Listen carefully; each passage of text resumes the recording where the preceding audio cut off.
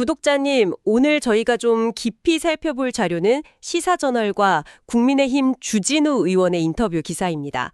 아시다시피 국민의힘 지지율이 지금 역대 최저 수준이다 이런 평가까지 나오잖아요. 네, 상황이 심상치 않죠. 그렇죠. 이런 가운데 이제 당권에 도전한 초선 이 주진우 의원이 어떤 진단과 해법을 내놓고 있는지, 또 과연 그가 당의 구원투수가 될 수 있을지 오늘 좀 자세히 들여다보겠습니다. 네, 특히 주 의원이 인터뷰에서 국민의힘이 지금 중병에 걸렸다 이렇게 진단했어요.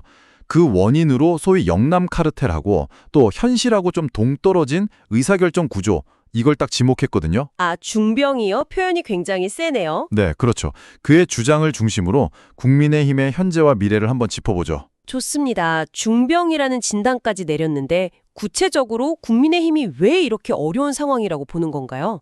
기사를 보니까 특히 그 의원총회 이야기가 좀 인상 깊던데요. 네, 맞아요. 그 의원총회, 그러니까 소속 의원들 다 모이는 자리잖아요. 근데 이게 사실상 실질적인 토론은 없고 소위 영남권 중진들이 미리 방향을 다 정해놓고 오면 그냥 박수치고 통과시키는 그런 형식적인 자리가 돼버렸다는 거예요. 아, 그냥 통과의 의례처럼요? 그렇죠. 그러다 보니까 나머지 의원들은 그냥 침묵하거나 동조하는 분위기, 이게 결국은 국민 눈높이나 특히 중요한 수도권 민심하고는 괴리된 결정을 자꾸 낳게 된다. 이게 핵심 원인 중 하나다. 이렇게 아주 날카롭게 지적을 하더라고요. 그런 구조적인 문제를 지적하니까 그럼 해법도 자연스럽게 사람을 바꾸는 것보다는 시스템을 바꿔야 한다. 이쪽으로 가는군요. 네, 바로 그겁니다. 그래서 구체적으로 어떤 방안들을 제시했냐면 핵심은 의사결정 구조를 뜯어고치자는 거예요. 예를 들어서 의원총회에서 기명 투표를 도입하자. 누가 어떤 의견 냈는지 투명하게 하자는 거죠. 아, 책임 소재를 분명히 하자는 거군요. 네, 책임 정치를 구현하자는 취지고요. 또 하나는 원외 인사나 심지어 보좌진에게도 발언권 주고 더 나아가 투표권까지 주자. 그래서 좀 더 수평적인 구조를 만들자. 이런 구상도 내놓았어요. 오, 상당히 파격적인데요. 보좌진 투표권까지요? 그렇죠.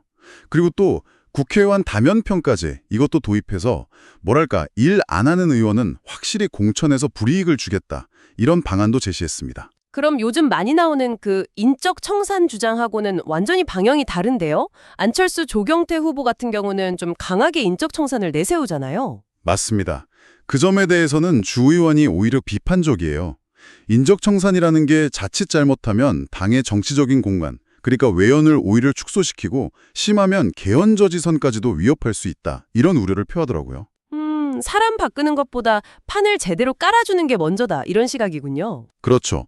제대로 일할 수 있는 시스템을 만드는 데 집중 안 됐다는 의도로 보입니다. 그리고 또 하나 주 의원이 본인을 이재명 정부 저격수다 이렇게 자임하면서 당대표 적임자라고 강조하던데 이건 어떤 전략과 연결되는 걸까요? 네, 그건 이제 이슈 선점 그리고 선제적인 정책 제시 이 두 가지를 핵심 전략으로 내세우는 것과 관련이 깊습니다.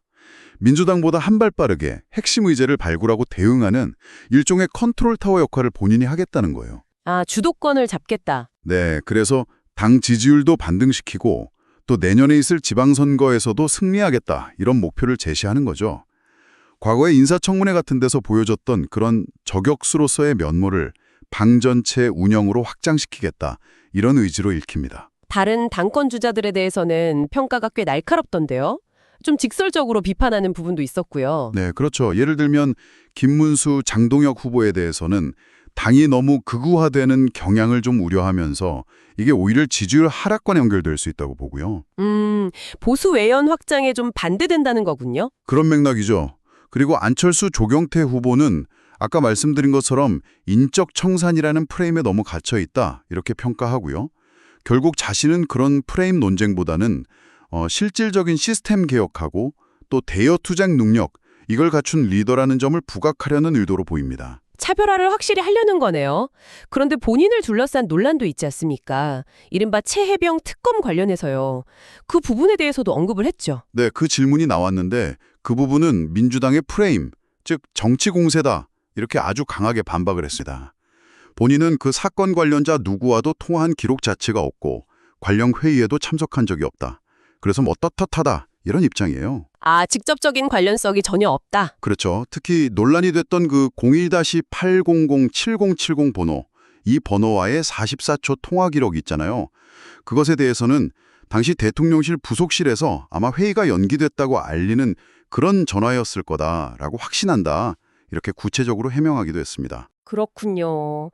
정리를 좀 해보자면 주진우 의원은 결국 국민의힘이 가진 고질적인 문제, 뭔가 좀 경직된 의사결정 구조, 이걸 시스템 개혁으로 풀고 또 강력한 대여 투쟁을 통해서 당의 활로를 찾겠다. 이런 비전을 제시하고 있는 거네요. 네, 맞습니다. 그의 진단 자체는 사실 당 안팎에서 꾸준히 제기되어 왔던 문제점들하고 상당히 맞닿아 있는 부분이 있고요.